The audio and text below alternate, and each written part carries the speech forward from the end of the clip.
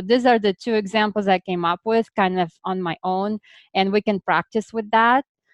So a gym charges a base. So basically, today we're going to interpret the wording and put it into the expression. So like they're going to give you like a word problem, and then they'll say, can you come up with an expression? Or there is another type of problem where they would give you an expression, and they would give you a word problem, and they say, what does a certain term mean in the expression? Well, in this session, we're just going to go ahead and set up the expressions, because if you know how to set up the expression, you'll definitely know how to interpret the expression. Like if the expression is given to you already, you will definitely be able to figure out what term means what if you can set them up.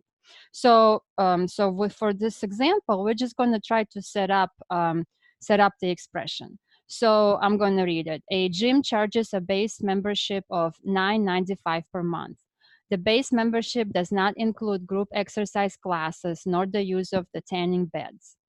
There is a separate charge of $4 per one group exercise class and $2 charge per single use of tanning beds. So we're going to have to create an expression for the monthly cost of the gym. If the gym member has a base membership, plus he takes C number of group classes per month and uses a tanning bed for T number of times per month.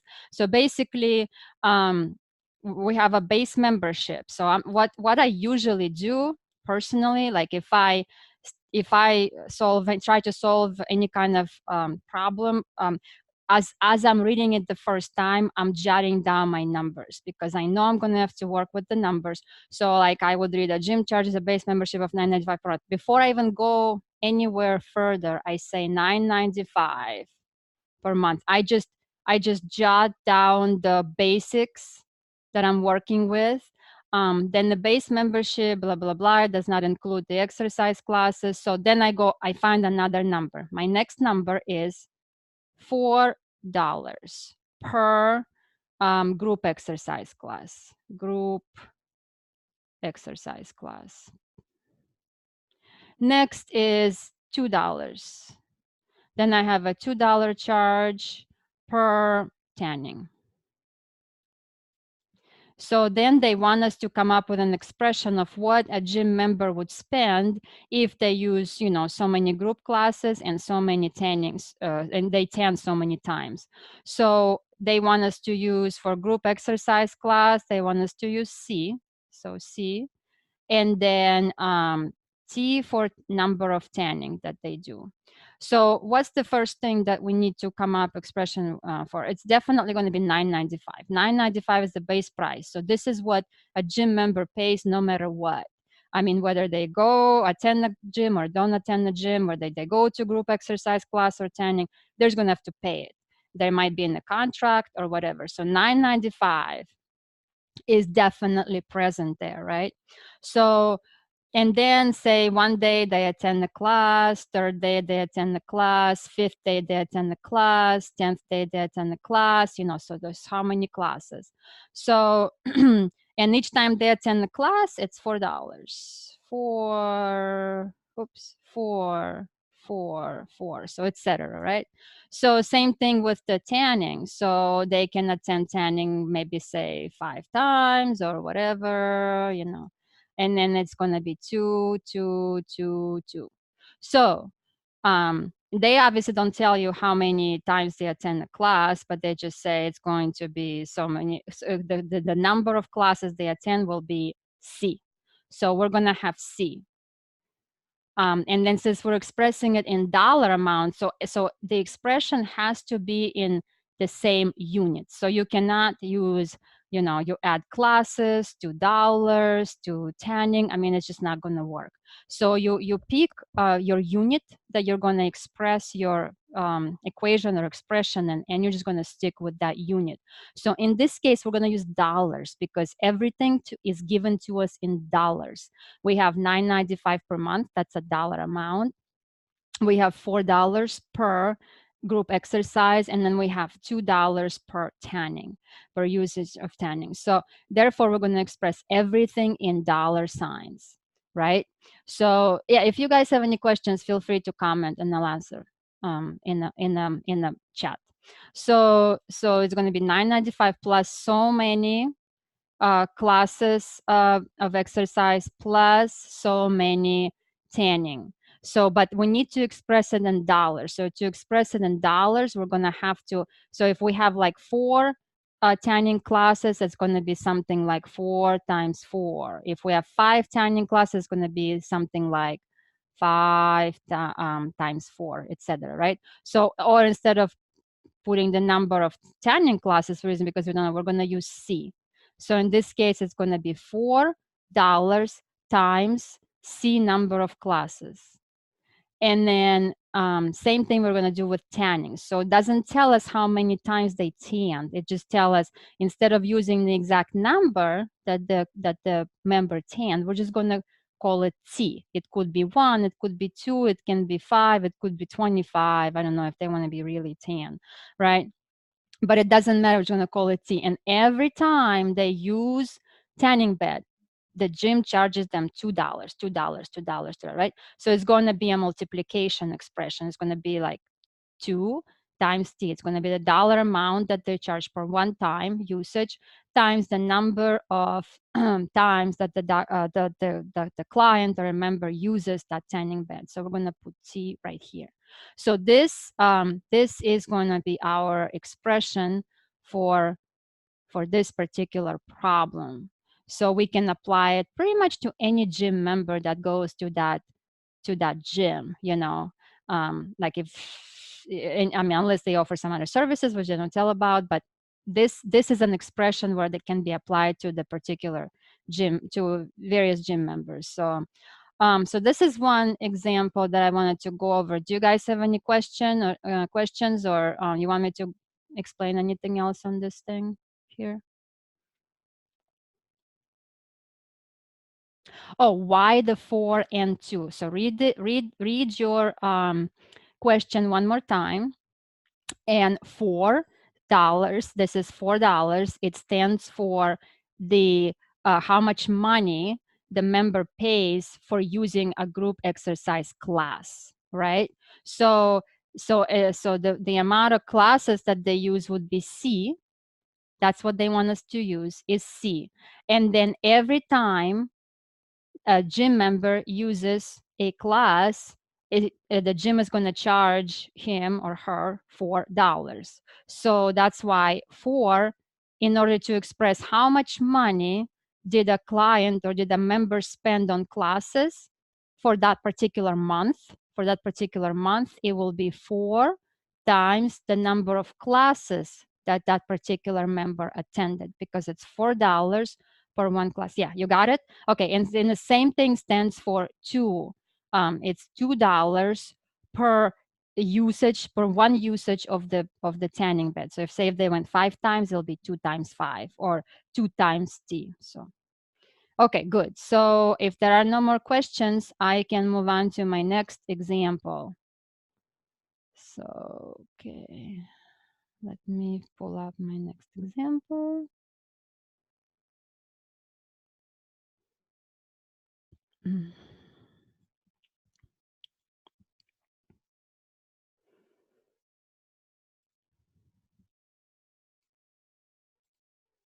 Oh, come on. Oh, new share. Okay, new share. Okay. So this is a similar example. It's just we're going to be using different operation for this one. So a school cafeteria uses credit system to sell meals to students. The credits can only be bought at the school office in a denomination of 100. So say when you go to school and you want to buy school lunch, well, in this case, I made up this problem. You cannot just pay money to your, to the lady who gives you lunch.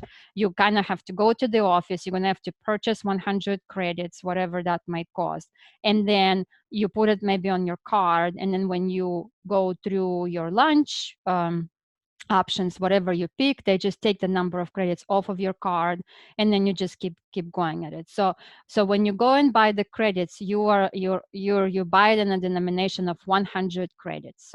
So somebody bought 100 credits for lunch, and then so we're gonna know that the pizza costs 3 credits for pizza. So every time somebody buys a pizza, not $3. My apologies. It's not $3. It's 3 credits. So it's 3 credits. 3 credits for pizza. So pizza is gonna cost 3 credits, not $3. Okay, 3 credits. Oops.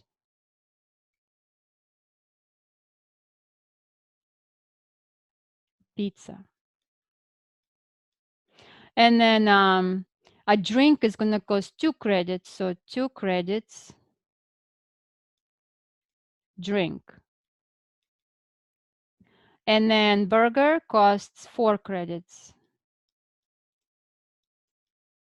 That's a burger. Okay. So we're going to have to create an expression for the amount of credits a student has left on his account if he starts out with 100 credits and ends up buying P number of pizzas, D number of drinks, and B number of burgers. Again, in this case, they don't tell us, if he buys 5 pizzas, 5 drinks, and 10 burgers, right? It just says use the numbers. Use the numbers. We're going to create an expression, not just solve it, right?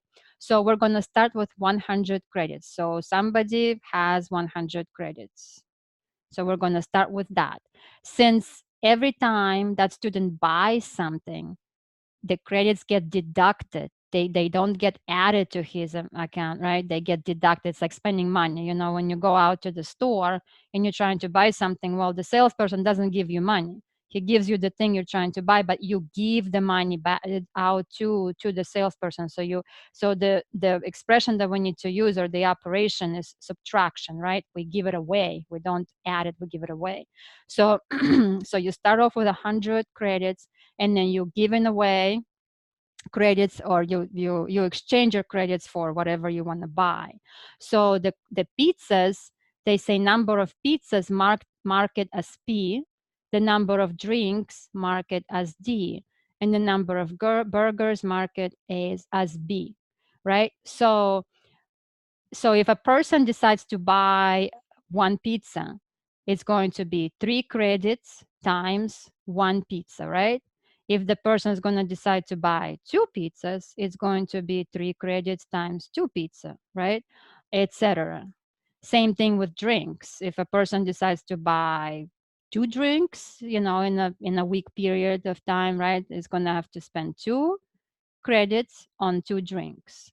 If he's going to buy 4 drinks, he's going to spend 2 credits for 4 drinks. And same thing with burgers. So therefore, this is going to be, again, a multiplication, because it applies. So each time a person buys a pizza or a drink, they use up their points that the item costs, right? So for the pizza, so say he bought so many pizzas, we would say he spent 3 credits per so many pizzas. So it'll be 3P. And then he decides to buy so many drinks. So it's 2 credits per drink, per 1 drink. So it's going to be 2 times so many drinks, which is D. It could be 5, it could be 10, it could be 25, right?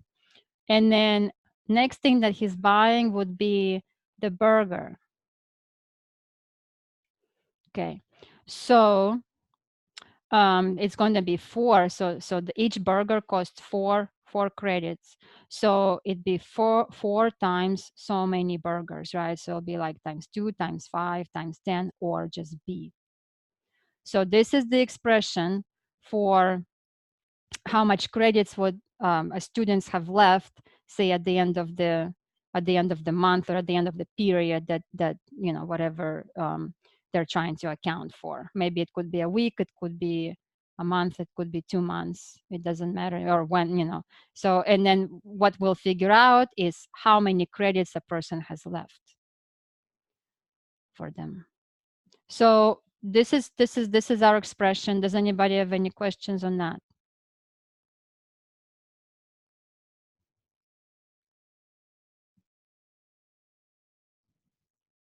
Okay, good, good. So let me go. I think I left my, I'll be right back. I left my notebook out there in my living room, so I'll be right back because this is where my answers are. I mean, I can solve my problems, but I'd rather have my answers for the problems. I'll be right back.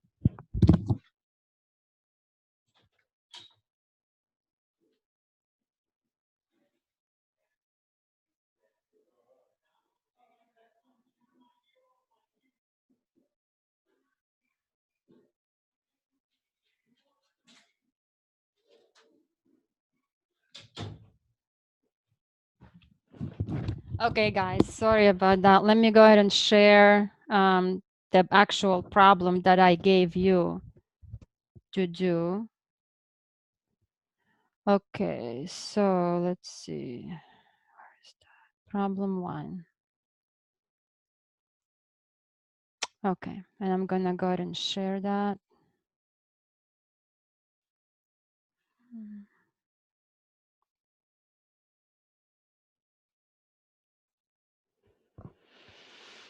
All right.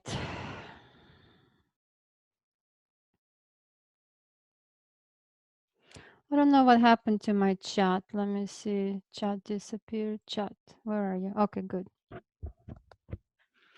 Okay, so this is the problem that I wrote down on online. So you guys hopefully try to solve it yourselves, because obviously, like I was saying earlier, what I'm doing now solving, it's probably, if you don't do any effort, maybe it'll help you, any other effort than just looking at me doing it, maybe it'll help you 20%. But if you actually try to solve things yourself, proactively and go over it, this is like 80% will give you improvement. So definitely try to solve things yourself. So anyways, a bank charges a fee of $10 per month to have an account.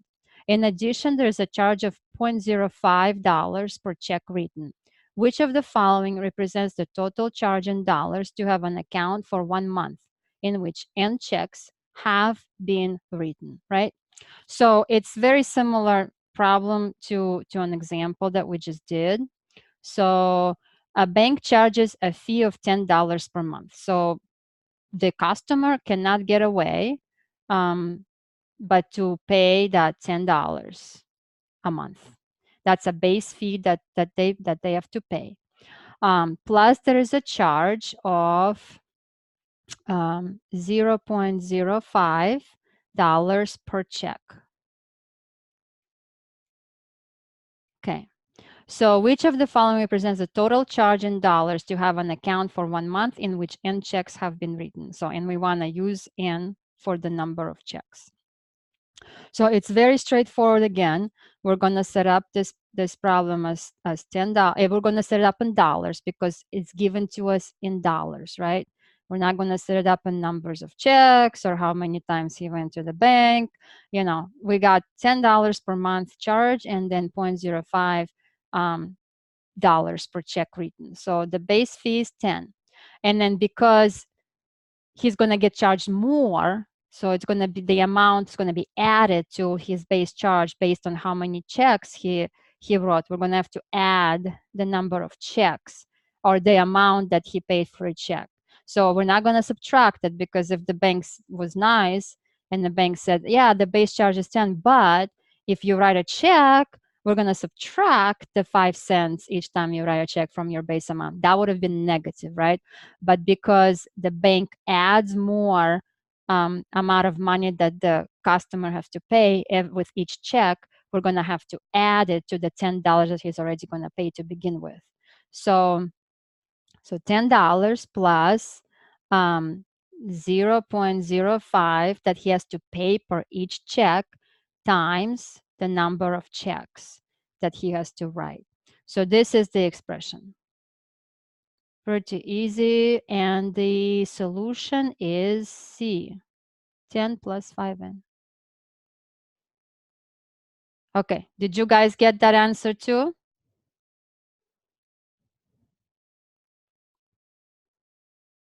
Nice. Okay, good.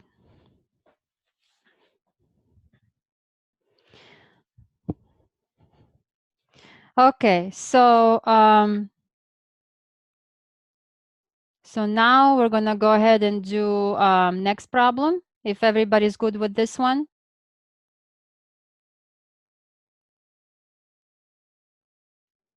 You guys are good with this one? Okay, so we'll just move on.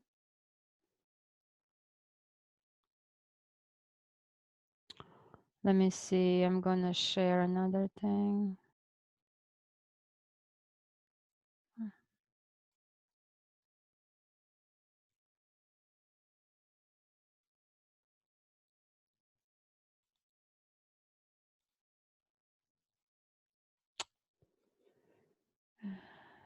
Okay, sorry about that. Pulling up my second problem. There is my problem too. Okay, now I'm gonna have to share it. Why is it not coming up?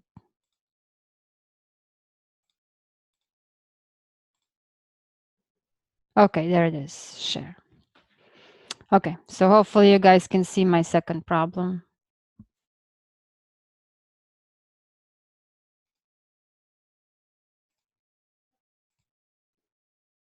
And every time I do that, my chat disappears. Okay, there's the chat. Okay, so a grocery store sells candy bars individually and in packs of 12. During a certain week, the grocery store sold a total of 315 candy bars, of which 51 were sold individually. Which expression gives the number of packs of candy bars sold during that week? So they're asking specifically number of packs. They're not asking for how many total candy was sold or anything like that. It's just the number of packs. So the number of packs that they're talking about is just the packs of 12. That's what they are curious for. Just the number, how many packs of 12 of candy did they sell for that, I guess, week? Yeah, for that week. So let's see, 315 total. What does mean total? That includes the packs of 12 plus the individuals. That's what the problem statement says. Next one is 51 were sold individually. So those are individual. So those 51 are actually part of 315. If you read it, it says 315 total candy bars were sold. And then 51 individual were sold individually. That is part of that 315.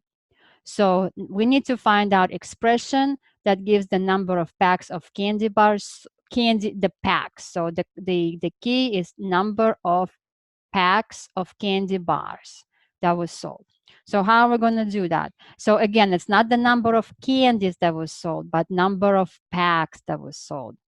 Okay, so not the candy, but the pack. So how can we figure out? First, we can figure out how many candy was sold that was sold in the packs, right?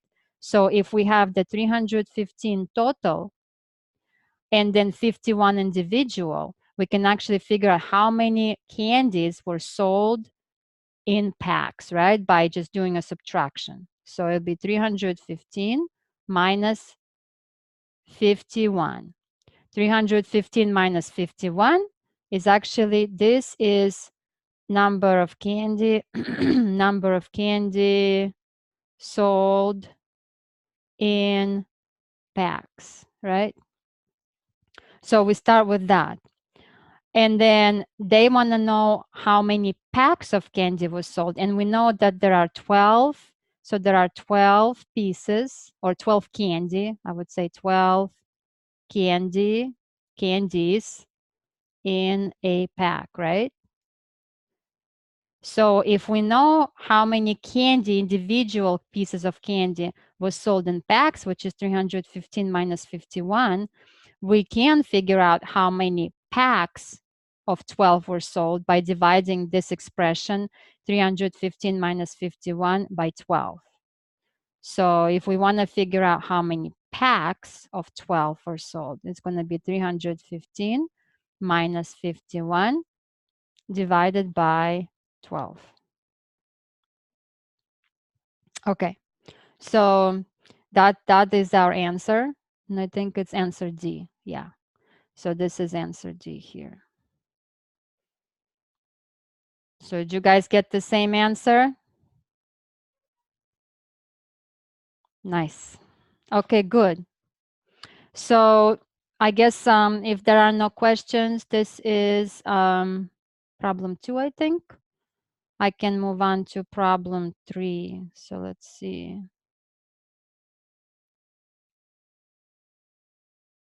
There's my problem 3. Let me share. Okay, good. So we're moving on to problem 3. A teacher has C calculators in her classroom, 1/3 of which are broken. So before I read anything else, I say C calculators. Okay. 1/3 of my C calculators broken. That's what I write before I go any further. After throwing away the broken calculators, so she got rid of the broken calculators. She orders 5 new packs of calculators. So 5 packs new. Each pack containing 3 calculators. 3 calculators in pack. You see, before I even read the whole thing, I just jot down my numbers and what they mean, because those are the key items for math. If we were reading English, that would be very different, and I'm bad in English as far as doing the SAT, but I'm good with the math. So every time I read the scan a problem or anything or something like that, I always look for my numbers, because those are my keys. That is what I need. I need to find the number and what does the number stand for. That's what I look for. So now we already read there was 3 calculators per pack. We wrote that down. So after the new calculators are delivered, she now has K calculators. So total calculators K. Which of the following equations gives C in terms of K? So they basically gave us all of the terms here. The terms are given, but they want us to rewrite the terms in terms of C, not in terms of, so basically it'll be C equal to something. So we want to find C. That's what they want us to know. So or to show. So again, I've jotted down the main things. She had C calculators. We know that 1/3 of those C calculators are broken, and she threw them away. So she threw away those broken calculators. So she got rid of them. She separated them from the good ones. So because she got rid of them, we're going to have to use an subtraction, right? We're gonna have to, she got rid of those broken calculators. So we're gonna subtract the broken calculators from the total calculators that she had to begin with. So it'll be C minus 1/3 C. Does that make sense? So she had the total number of calculators that she had, and then she realized that 1/3 of them were broken, so she got rid of them. So 1/3, so that's why we're subtracting 1/3 C, right? But then she got new calculators, so we're adding to it because she's getting it. We're putting them together, right? So we're adding 5 packs calculators, and there are three packs. Oh, I'm sorry, 3 calculators in each pack. So it'll just basically be multiplication, right? I think it's like 3rd grade. So it'll be like 5 packs of 3 calculators in the pack. So 5 times 3. So this is her total number of calculators that she has now. And they gave us that this whole expression equals K. They say total number of calculations, or I'm sorry, total number of calculators that she has is K. Okay. So hopefully this makes sense. I don't see any questions, so I'm just moving on. So now we need to express this expression, this equation, where we have something like in terms of C, basically we have C equals whatever, right? So number one that we do is we have to put C outside of the parentheses. We can factor out C from this expression right here. So C minus 1/3 C, we can actually factor C out. So we can factor C out. So we have 1 minus 1/3, like that, plus 5 times 3 is 15, equals K. Okay, now we're going to do some more manipulation. We can move 15 over to another side or subtract 15 from both sides. So it'll be actually, in this one, 1 minus 1/3 will just give us 2/3. So it'll actually be C times 2/3. And then we're going to subtract 15 from both sides. So we have K minus 15, right? So now we're going to further isolate C. So we're gonna now move the 2/3 over to another side, or basically just multiply both sides by 3/2. So when we multiply both sides by 3/2, we're gonna have C equals K minus 15 times 3/2, like that. Okay, so now let's go look at our answers. Our answers still don't look anything like they want them to look, right? So we got to continue not solving, but simplifying, right? We're going to continue changing this. We're going to continue changing this expression until we find something that looks like we want it to look, or like they want it to look, right? So we could have left it this way, but then it'd be difficult for us to pick out which choice it would be, A, B, C, or D, right?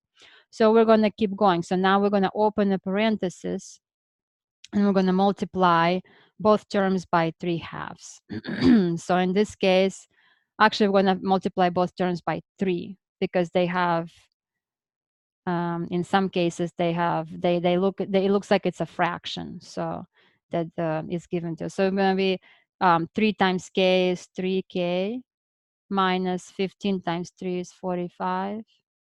And then we're going to divide both terms by 2. So now look again. There is one expression that looks the same. So I think that's the one we're going to go with, which is expression B. So again, when you try to simplify or try to figure out which expression it is, just keep going until you change it to the point where it matches. It matches one of the answers, and then you're done. So let me just double check. Yes, I got B as well on here. So that is my third problem. Do you guys have any questions? Did you guys get the same answer?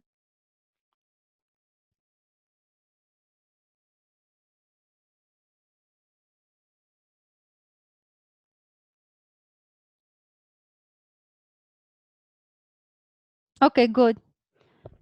That's good.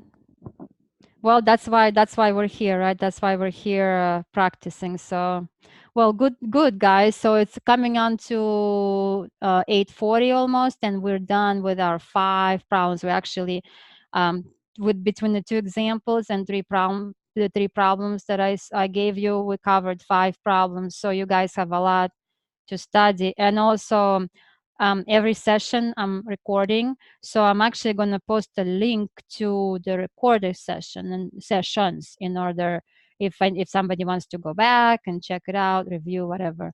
So I should have a link in there within the next couple of days for the recorded sessions. But anyways, hey, it was a small attendance today, but thank you for attending.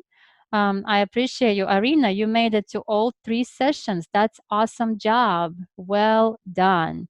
So, and yeah, I guess I'll see you guys on Friday, whoever makes it. Okay? So you have a good night and a good couple of days, and I'll see you on Friday. Bye.